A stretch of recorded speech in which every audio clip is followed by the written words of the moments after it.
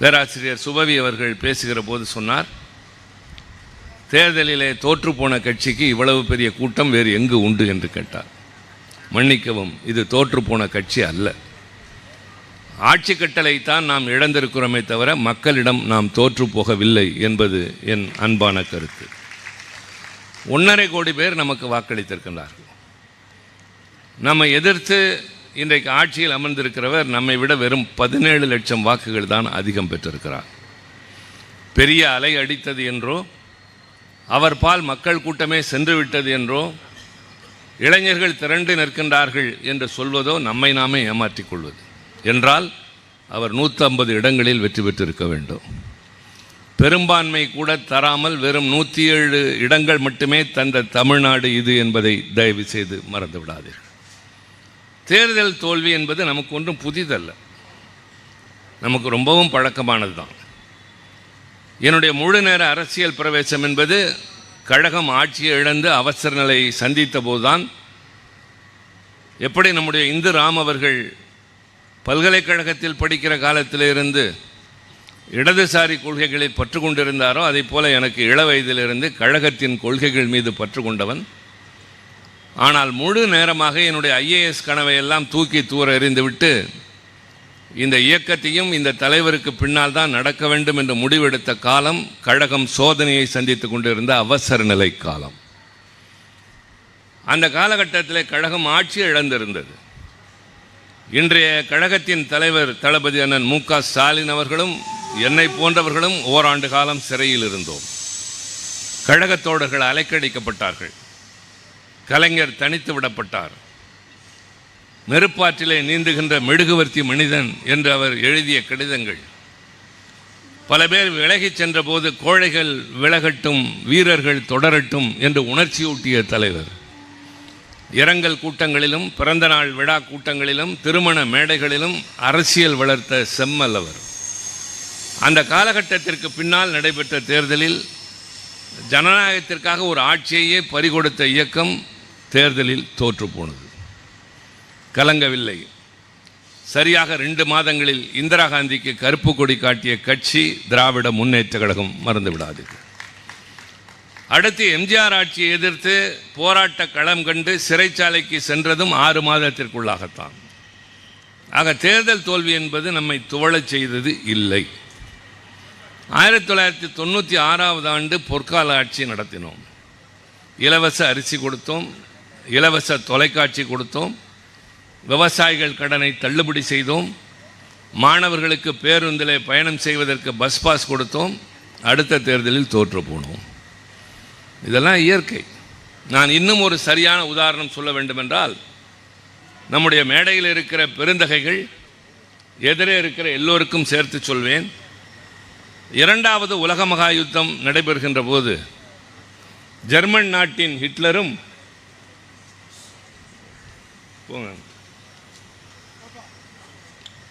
Italy நாட்டில் இருந்த முசோலினியும் வெறிபிடித்த வேங்கைகளாக உலகத்தை சூறையாடி கொண்டிருந்த பொழுது, மிகப்பெரிய வலிமை வாய்ந்த வல்லரசுகள் என்று போற்றப்படுகிற நாடுகளெல்லாம் நடுங்கி கொண்டிருந்த நேரத்தில், பின்னாளில் ரஷ்யாவும் அமெரிக்காவும் இங்கிலாந்தும் ஒன்று சேர்ந்து அமைத்த கூட்டணி என்பது வேறு கதை. அந்த காலகட்டத்தில் இங்கிலாந்து நாட்டை ஆண்டு கொண்டிருந்த சாம்பர்லைன் என்பவர் இந்த சூழ்நிலையை சந்திக்க இயலாதவராக ஆட்சியை விட்டு இறங்குகிறார். அந்த இக்கட்டான நேரத்தில் ஆட்சி பொறுப்பை ஏற்றவன் வின்ஸ்டன் சர்ச்சில். அவருடைய வீர உரை ரூஸ்வெல்ட்டையும் ஜோசப் ஸ்டாலினையும் இணைத்து ட்ரையம்வைரேட்ஸ் என்று அவர்கள் உருவாக்கிய அந்த கூட்டணி ஹிட்லரையும் வீழ்த்தியது, முசோலினியும் வீழ்த்தியது. உலகம் மீண்டும் நிம்மதியாக நடமாடலாம் என்பதற்கு பெரும் காரணம் சர்ச்சிலினுடைய வீர உரைகள். நம்மிடம் அர்ப்பணிப்பதற்கு வியர்வையும் இரத்தமும் உழைப்பும் மட்டுமே இருக்கிறது என்று அவர் பேசியவை இன்றைக்கும் வரலாற்றின் செப்பேடுகளில் இருக்கின்றன. இக்கட்டான நேரத்தில் ஆட்சி பொறுப்பை ஏற்கிறார். மக்களுக்கு பாதுகாப்பை தேடித்தர வேண்டும் என்று ஒரு பெரிய வலிமையான 2 வல்லரசுகளை, 2 சர்வாதிகாரிகளை வீழ்த்துகிறார். அடுத்த தேர்தலில் சர்ச்சில் தோற்று போனார். இதுவும் உலக வரலாறு தான். ஆக தமிழ்நாடு என்று இல்லை, இந்தியா முழுவதும் எடுத்துக்கொண்டாலும் சரி, உலக நாடுகளில் எடுத்துக்கொண்டாலும் சரி, ஒரு ஆட்சி திறமையாக நன்மைகளை செய்கின்றது, மக்கள் மீது அன்பு காட்டுகிறது என்பதால் தொடர்ந்து அனுமதிக்காமலும் நடப்பதுதான் ஜனநாயகம் என்பது. காமராஜர் தோற்றதற்கு பின்னால் அண்ணாவிடம் போய் சொன்னார்கள், அண்ணா காமராஜரையே தோற்கடித்து விட்டோம் என்று சொன்னார்கள். அப்போது அண்ணா சொன்னார், திருத்திக் கொள்ளுங்கள், இது காமராஜரையே தோற்கடிக்கிற நாடு, எச்சரிக்கையாக இருங்கள் என்று தான் சொன்னார். ஆக எது வேண்டுமானாலும் ஜனநாயகத்தில் நடக்கும். ஏற்றுக்கொள்ளுகிற பக்குவப்பட்ட ஒரு அரசியல் கட்சிக்குத்தான் உண்டு, அது திராவிட முன்னேற்ற கழகத்திற்கு உண்டு. அதனால்தான் இன்றைக்கு தொடர்ந்து பல்வேறு நிகழ்ச்சிகளுக்கு இடையில் இந்த வாழ்த்தரங்கத்தை தம்பி மாசு அவர்கள் ஏற்பாடு செய்திருக்கிறார். தேர்தலுக்கு பின்னால் நான் கலந்து கொள்கின்ற முதல் கூட்டமாக இது அமைந்திருப்பது எனக்கும் மகிழ்ச்சியை தருகிறது. சைதை தேரடி இந்த பகுதி வாழ் மக்கள், உங்களுக்கு இயக்கத்தின் மீது இருக்கிற பற்று எல்லாம் தெரியும். ஆனால் தேர்தல் முடிவு வேறாக இருந்தது. மக்களோடு மக்களாக காலையில் நடமாடி அவர்களோடு ஓடி உடைத்து வீடு வீடாக சென்று தனிப்பட்ட முறையில் ஒவ்வொரு பெயரையும் சொல்லக்கூடிய இந்த தம்பி தோற்று போனான் என்றால் அது அவருடைய குற்றம் அல்ல. அதையும் ஏற்கிற பக்குவம் அவருக்கும் வர வேண்டும். நாம் இன்னும் ஜனநாயகத்தில் கற்றுக்கொள்ள வேண்டியதும் நிறைய இருக்கின்றது. எனவே வெற்றி பெற்றவர் நம்மை விட வீரியம் கொண்டவர், நம்மை விட வலிமையானவர், நம்மை விட சிறந்தவர் என்பது அல்ல. மக்கள் தந்த தீர்ப்பை நன்றாக மனதில் வைத்துக் கொள்ளுங்கள். தட்டு தடுமாறி அங்கே இங்கே ஆள் சேர்த்து ஆட்சி நடத்த வேண்டிய நிலையில்தான் அவர்கள் இருக்கிறாரே தவிர அள்ளி கொடுக்கவில்லை, மறந்து விடாது. நம்மையும் முற்றிலுமாக கைவிடவில்லை. 1.5 கோடி மக்கள் நமக்கு வாக்களித்திருக்கிறார். ஆக திராவிட முன்னேற்ற கழகம் என்பது தேர்தல் வெற்றி தோல்வி அதன் ஆரோக்கியத்தையும் தீர்மானித்ததில்லை, ஆயுளையும் தீர்மானித்ததில்லை. இது 1000 காலத்து பயிர். நீதி காட்சி ஆட்சி காலத்தில் நிறைவேற்றிய சாதனைகளைப் போல தமிழ்நாடு கண்ட முன்னேற்றத்தை போல எந்த காலமும் கிடையாது. அந்த நீதி கட்சி 37 சுவடு இல்லாமல் போனது. அது சில காரணங்கள். ஆக காரணங்களை ஆய்வது பின்னால் வைத்துக் கொள்ளலாம். ஆனால் நம்மை பொறுத்தவரை பேராசிரியர் சொன்னார், தோற்றுப்போன கட்சியா என்று. ஐயா, இது தோற்றுப்போன கட்சி அல்ல, வேறு ஒருவர் வெற்றி பெறுவதற்கான வாய்ப்பு அமைந்து விட்டது, அவ்வளவுதான். திமுக தோற்காது. திமுக தொண்டர்கள் தோற்று போக மாட்டார்கள், சோர்வடைய மாட்டார்கள். மாசு நடத்துகிற இந்த கூட்டம் அதற்கு ஒரு உதாரணம். நீங்களெல்லாம் வந்து பேசி நானும் பேசுகிறேன் என்பது மற்றும் ஒரு உதாரணம்.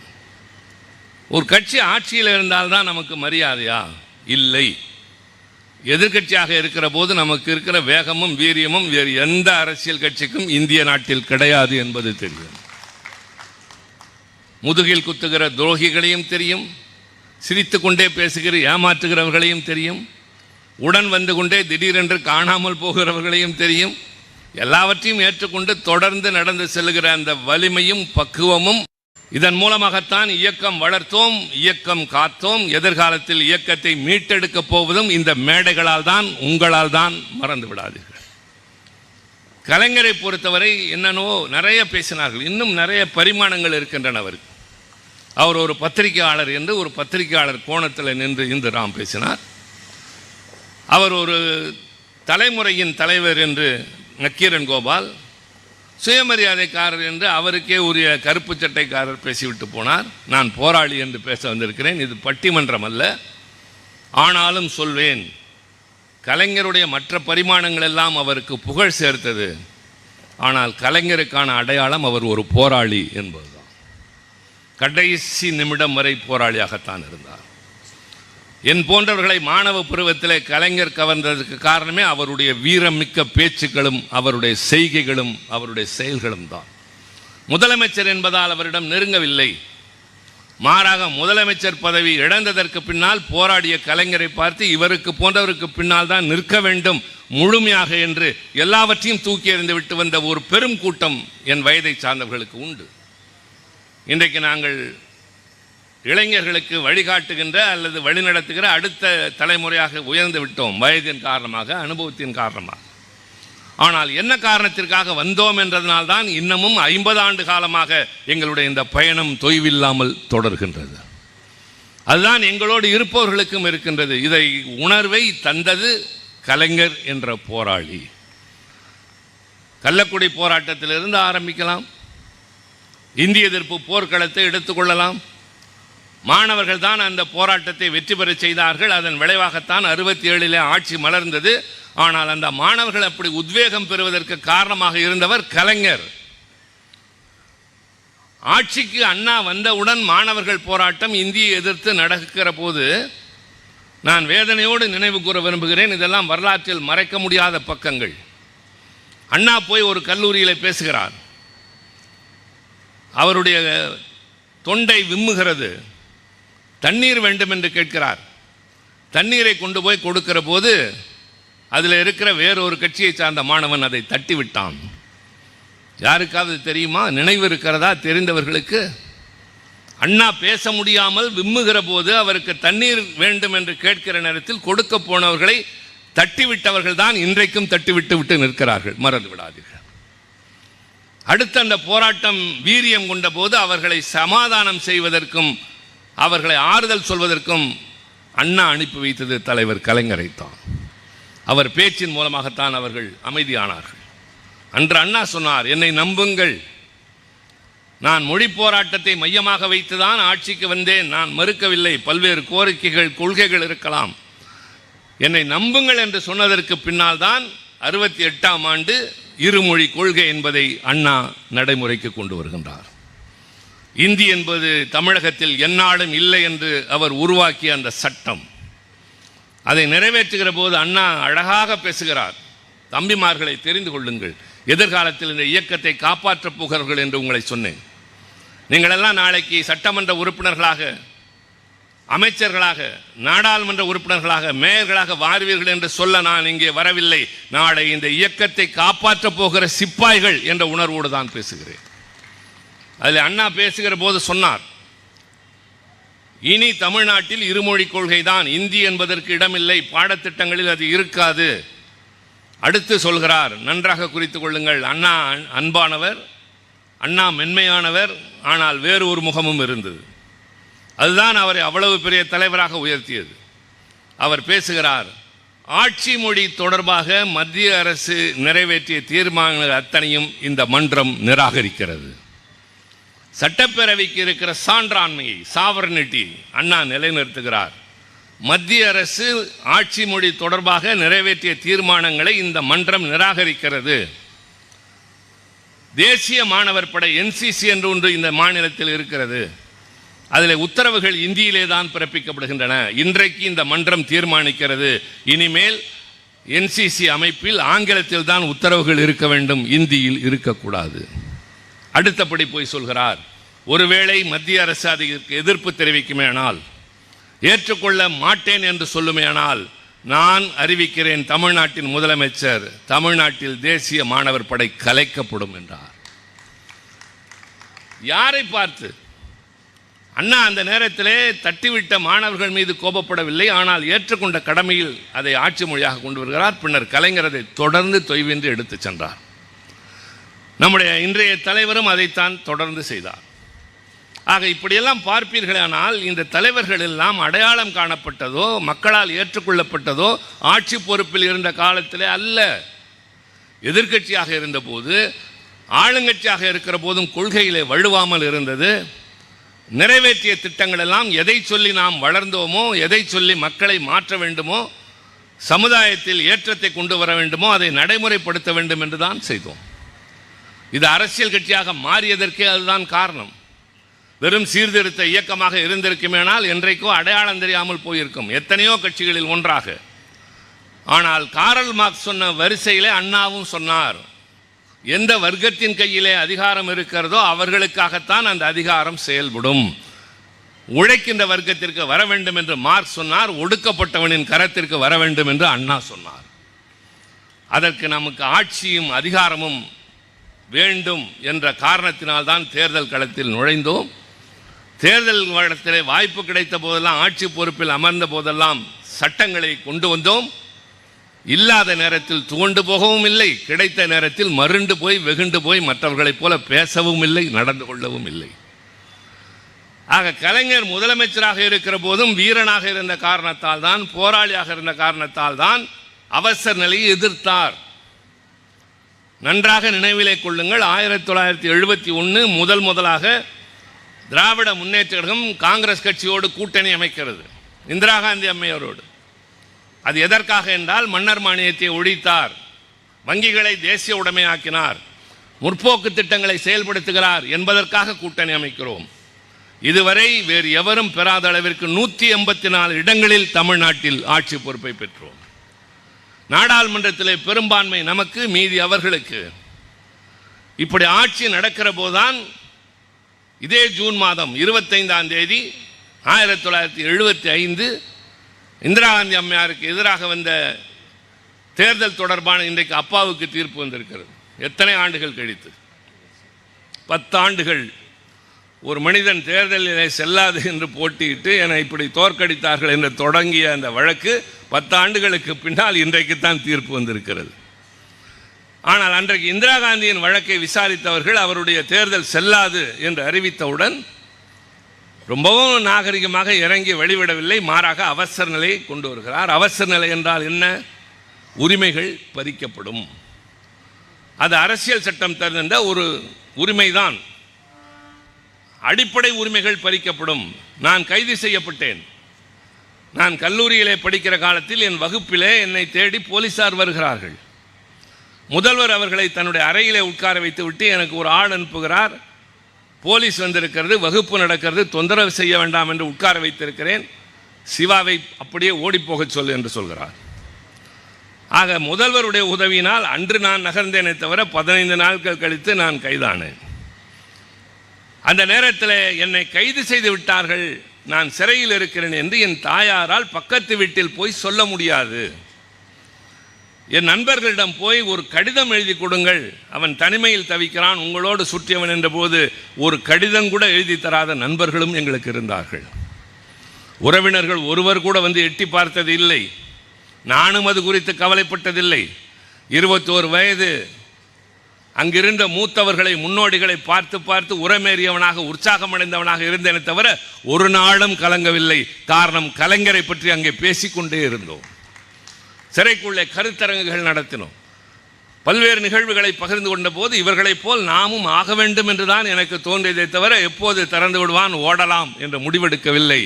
விடுதலையாகி வெளியே வந்தபோது தொடர்ந்து என் கல்விக்கு பின்னால் நான் கண்ட கனவு IAS, அதை நோக்கி செல்வதா அல்லது கலைஞருக்கு பின்னால் செல்வதா என்ற கேள்வி எழுந்தபோது அந்த வயதில் சிறைவாசலில் முடிவெடுத்தேன். நாடு, மக்கள், ஜனநாயகம் காப்பாற்றப்பட வேண்டும் என்றால் நம் வாழ்க்கை இனி கலைஞருக்கு பின்னால் என்று முடிவெடுத்தோம். தொடர்கிறது அந்த பயணம். அது என்ன காரணத்தினால்? அந்த நேரத்தில் அவர் போராடிய அந்த உணர்வு. அதனால் தான் நான் கள்ளக்குடி போராட்டத்தை விவரிக்கவில்லை. இந்திய எதிர்ப்பு போராட்டத்தை பற்றி பேசினால் அதை பற்றி எவ்வளவோ நேரம் பேசலாம். அவசர நிலை காலத்திலே அவருடைய அந்த போராட்ட உணர்வு, அதற்கு பின்னால் நிறைய நடந்தது. தம்பி மாசுவுக்கு நினைப்பு இருக்கும். செயலாளர் ஒரு முறை இங்கே ஒரு பிரச்சனை, அறிவாலயத்தை அப்போதுதான் திறந்து கொஞ்ச நாட்கள் அண்ணா கலைஞர் உட்கார்ந்திருக்கிறார். காவல்துறையினர் அப்போது ஒரு அதிகாரி இருந்தார், நான் பெயர் சொல்ல விரும்பவில்லை, அத்துமீறி நடக்கிறார் என்று சொன்னார்கள். அவர் கொஞ்சம் கட்டுப்பட்டு நடக்கிறாரா என்று கேளுங்கள், இல்லாவிட்டால் நானே வருவேன் என்று அந்த துண்டை எடுத்து நடந்தார் பாருங்கள். மறக்க முடியாத நாள் அது. இன்னும் சொல்கிறேன், தெரியாத இளைஞர்களுக்கும் தெரிந்து நினைவிலே வைத்துக் கொள்ள பின்னால் வைத்திருக்கிற பெரியவர்களுக்கும் சொல்வேன், அண்ணா அறிவாலயம் திறக்கப்பட்ட நாள். எதனால் அண்ணா அறிவாலயம் திறக்கப்பட்டது? நமக்கென்று ஒரு கட்சி அலுவலகம் என்று ஏன் அந்த முடிவுக்கு வந்தோம்? ஏற்கனவே இருந்தது. எங்கே? அரசினர் தோட்டத்தில். ஒரு சாதாரணமான எல்லோருக்கும் கொடுப்பதை போல கொஞ்சம் பெரிய இடம். நானெல்லாம் அப்போது ஒரு காரணமும் இல்லாமல் சென்னைக்கு வருவேன். கலைஞர் பார்த்தவுடன் என்ன காரணமாக வந்தா என்று கேட்பார். உங்களை பார்க்க வேண்டும் போல் தோன்றியது வந்தேன். கூட்டம் இல்லையா? இல்லை. வேறு? உங்களை பார்க்கத்தான் வந்தோன்னு ஒரு சிரிப்பாக இருப்பாருங்க. அதோட இன்னும் சரண்டர் ஆனோம். எப்படி அவருக்கு பின்னால் தொடர்ந்தோமோ அந்த சிரிப்பும் போகிற போது வரட்டாயா எப்போ ஊருக்குன்னு கேட்குறாரு பாருங்க. அதுக்கெல்லாம் ஈடே கிடையாது. அந்த காலகட்டத்திலே எம்ஜிஆர் அவரை அந்த இடத்துல இருந்து அப்புறப்படுத்த உத்தரவு பிறப்பிக்கிறார். திமுக அலுவலகத்தை காலி செய்ய வேண்டும், ஒரே ஒரு அறை மட்டும்தான் தருகிறேன். நன்றாக எல்லோருக்கும் நினைவிருக்கும். உட்கார்ந்த நாற்காலியை விட்டு எழுந்திருக்க மறுத்து நான் போக மாட்டேன் என்று சொன்ன கலைஞரை நாற்காலியோடு தூக்கி வெளியே போட்டார்கள். வெளியே போட்டபோது என்ன நடந்தது என்பதுதான் ரொம்ப முக்கியம். ஒரு ஒல்லியான மனிதன் ரயிலிலே பயணம் செய்கிறான். முதல் வகுப்பு பெட்டியிலே பயணம் செய்கிறார். அதை பரிசோதிக்க வந்த அதிகாரி, நீ எப்படி இதில் ஏறினாய் என்று கேட்கிறான்.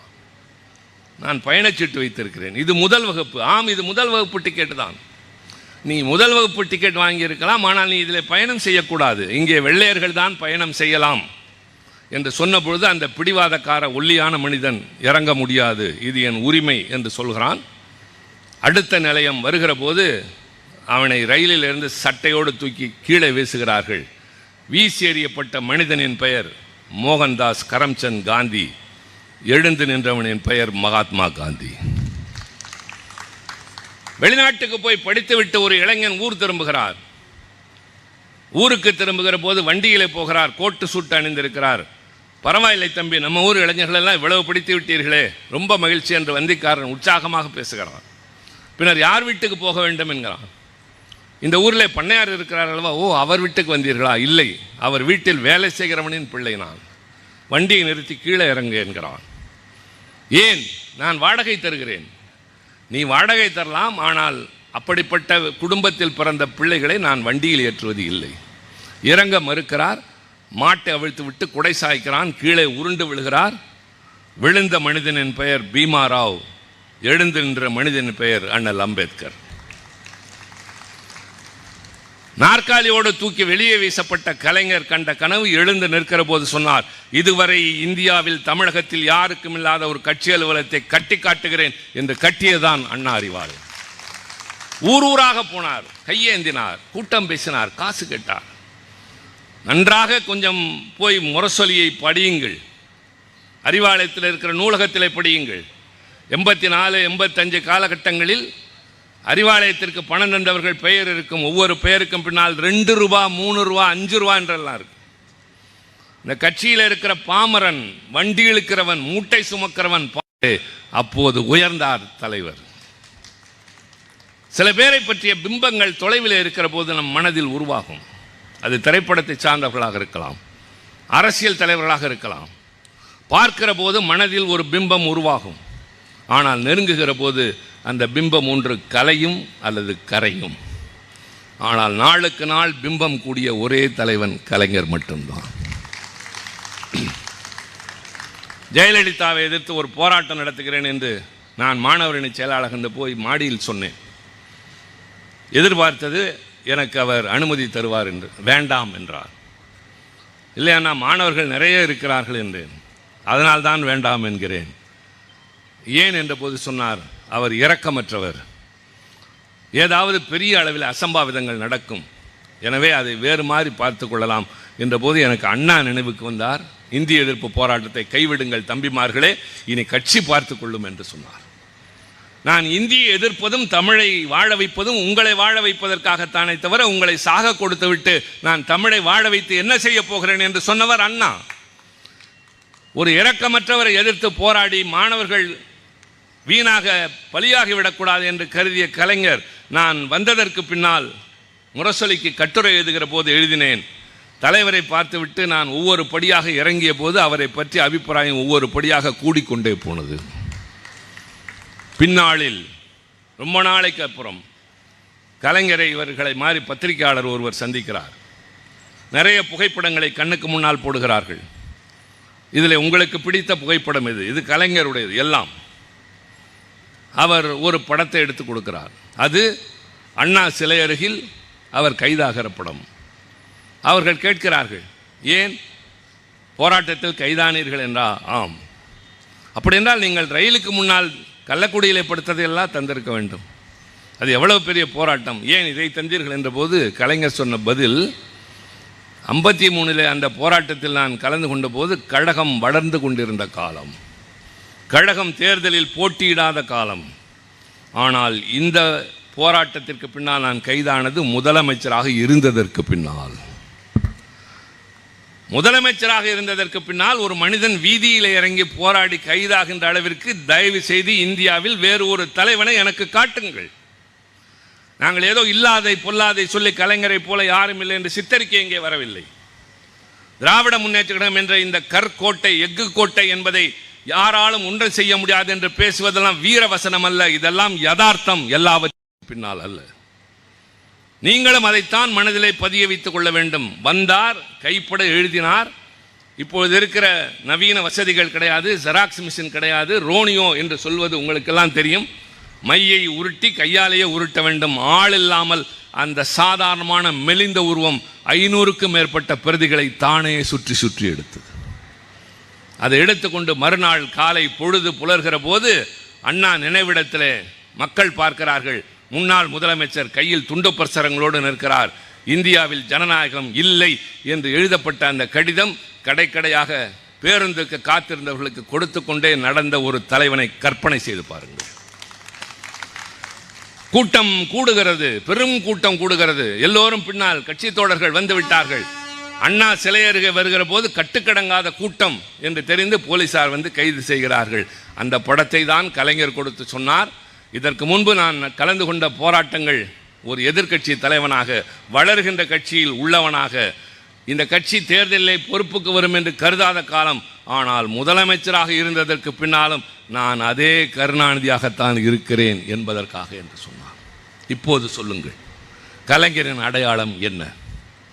எழுத்தாளர், பேச்சாளர், திரைக்கதை வசனகர்த்தா, கவிஞர், அடுக்கிக் கொண்டே போகலாம். ஆனால் அவர் போராளி என்பதுதான் உறுதியான ஒன்று. கடைசி நாட்களில் மருத்துவமனையிலே உடல்நலம் கொண்டிருக்கிறார். மீள்வாரா என்று அந்த இடத்திலே தோழர்கள் எல்லாம் பாட்டு பாடினார்கள். எழுந்து வா என் தலைவா என்று பெண்கள் எல்லாம் உணர்ச்சி பூர்வமாக கத்தி கொண்டிருந்த நேரம், கொஞ்சம் உச்சக்கட்டம் போய் தலைவர் மறைந்து விட்டார் என்ற செய்தி வருகிற போது மருத்துவமனையில் இருந்தோம். அதற்குள்ளாகவே அவரை அண்ணாவுக்கு அருகிலே கொண்டு போய் சேர்ப்பதற்கான முயற்சிகள் நடைபெறுகின்றன. ஆட்சியாளர்கள் அன்றைக்கு இருந்தவர்கள் மறுக்கிறார்கள். நான் அவர்களை மனசாட்சி இல்லாதவர்கள், இரக்கம் இல்லாதவர்கள் என்று சொல்ல மாட்டேன், அரசியல் காரணங்களுக்காக மறுத்தார்கள். எல்லோரும் துவண்டு கிடக்கிறோம். அண்ணா கலைஞருடைய மிகப்பெரிய நோக்கமே 2 தான், அவருடைய ஆசையே 2 தான். ஒன்று, அவருடைய நினைவிடத்தில் ஓயாது உழைத்த ஒரு தமிழன் இங்கே உறங்குகிறான் என்று எழுதி வையுங்கள் என்று முன்னமே சொல்லிவிட்டு போனார். 2வது, அண்ணாவுக்கு பக்கத்திலே உறங்க வேண்டும் என்று சொன்னார். அவர் வழியினால் அம்மா என்று கத்தியதில்லை, அண்ணா என்று தான் சொல்லியிருக்கிறார். மருத்துவர்களே அதை சொல்வார்கள். அது அவர் கனவு, அது முடியாமல் போனதே என்று எல்லோரும் கலங்குகிற போது இன்றைய கழகத்தின் தலைவர் தளபதி எங்களெல்லாம் வாருங்கள், கலைஞரை இப்பொழுதே ஒரு நிமிடம் பார்க்க வேண்டியவர்கள் பார்த்து விடுங்கள், நாளைக்கு கூட்டம் அதிகமாகும் என்ற போது உள்ளே போய் பார்த்தோம். முகத்தில் வாட்டமில்லை. அதை விட முக்கியம் நண்பர்களே, முகத்திலே சிரிப்பு இருந்தது, ஒரு புன்னகை இருந்தது. இத்தனை நாட்கள் உடல்நலம் கொண்டிருந்த மனிதன், பேச முடியாமல் இருந்தவர், நோய்வாய்ப்பட்டிருந்தவர், அது எப்படி முகத்திலே புன்முறுவல்? அந்த புன்முறுவலின் பொருள் எப்போது தெரிந்தது தெரியுமா? நீதிமன்றத்தில் நமக்கு உத்தரவு கிடைத்து அவரை அண்ணாவுக்கு பக்கத்தில் கொண்டு போய் வைக்கிற கடைசி நேரத்தில் தான் தெரிந்தது. நீங்கள் ஏன் அவ்வளவு பதறினீர்கள்? எனக்கு தெரியும், நான் விரும்பியதை செய்வேன் என்று. ஆக ஒரு போராளியாக போராடி தான் அந்த இடத்திற்கு போனாரே தவிர எவனுடைய கருணையினாலும் இல்லை, யாருடைய இரக்கத்தினாலும் அல்ல. அப்படி வாழ வேண்டும் என்ற அவசியமும் இல்லை. வாழ வேண்டும் என்ற நிலை வந்தால் உயிர் வாழ வேண்டியதும் இல்லை என்று வாழ்ந்த அந்த தலைவன் இன்றைக்கும் நம்மை வழி நடத்துகிறார். அவர் வழியில் இன்றைய தலைவர், அவர் வழியில் நாம் அனைவரும், அவர் வழியில் நீங்களும். எதிர்காலம் நம்முடையது. நன்றி, வணக்கம்.